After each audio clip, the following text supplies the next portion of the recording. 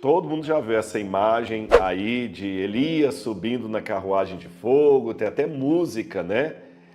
Mas será que Elias subiu numa carruagem de fogo? Essa ilustração aí está completamente errada. E você vai ver por que ela está errada e qual que é o sentido de Elias na carruagem de fogo. Vamos ler aqui segundo o livro de Reis. Eis que um carro de fogo com cavalos de fogo os separou um do outro, e Elias subiu ao céu num redemoinho. Então Elias não subiu numa carruagem de fogo. A carruagem de fogo que passou apenas separou os dois, separou Elias e Eliseu. E depois Elias subiu num redemoinho. Viu como é que uma leitura apressada da Bíblia traz até uma ilustração errônea? E por que Deus permitiu que uma carruagem com cavalos de fogo separassem o profeta e o seu discípulo ali? Antes, eu vou até explicar depois para vocês, o Eliseu, ele pede uma coisa para Elias, no verso 9. Quando eles tinham passado o Jordão, Elias disse a Eliseu: diga o que você quer que eu faça por você antes que eu seja levado embora. Então Eliseu falou: quero receber por herança porção dobrada do seu espírito. Ou seja, eu quero pregar como você. Eu quero ter o mesmo poder. Aí Elias falou com ele assim: olha, tá bom, se você me vir subindo, é porque isso vai atender. Se você não me vir, é porque não vai atender. Aí passa aquela carruagem e separa os dois. Por quê? Imagina, se Elias começa a subir, Eliseu ia fazer o quê? Ia agarrar nas roupas de Elias para subir junto.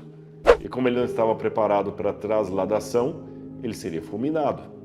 Então por isso que passa um carro de fogo e os separa, cada um vai para um canto. Elias começa a subir no redemoinho de vento e Eliseu fica para trás.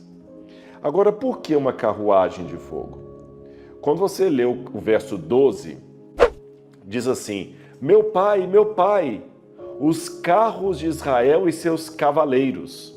E eu trouxe aí uma imagem, um relevo de um carro, de uma carruagem assíria, que é da época. A grande força, o grande medo na hora de um embate eram as cavalariças de um rei.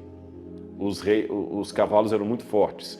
E nessa época, lembra que Elias estava sendo perseguido por todos os seus oponentes, que eram do partido de Acabe, de Jezabel, adoradores de Baal.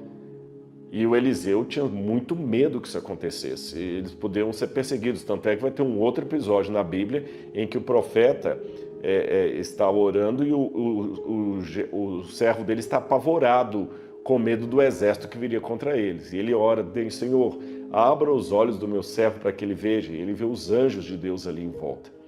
Então aquela primeira carruagem que passou, o Eliseu pensou: são os inimigos, são os inimigos. E o texto bíblico quer mostrar que não, que Deus é maior do que aquelas carruagens. Eu quero ler algumas passagens bíblicas para você. Isaías 66, verso 15. Pois o Senhor virá com fogo e os seus carros serão como um redemoinho. Então Deus não vinha apenas com carruagens, mas também com redemoinho. Por isso que o texto você tem a carruagem de fogo que o separa e o redemoinho que leva Elias para o céu. Percebeu?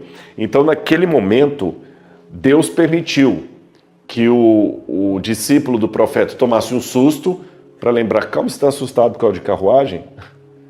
Essa carruagem é do Senhor. O exército do Senhor é muito mais poderoso, muito mais eficaz. Os exércitos da terra, eles podem correr à velocidade que for, mas eles não conseguem formar um redemoinho de vento. E um redemoinho, quando ele quer fazer um estrago, ele faz. Percebeu? Então esse é o sentido, mostrar a força de Deus. Mas não foi a carruagem de fogo que levou Elias para o céu.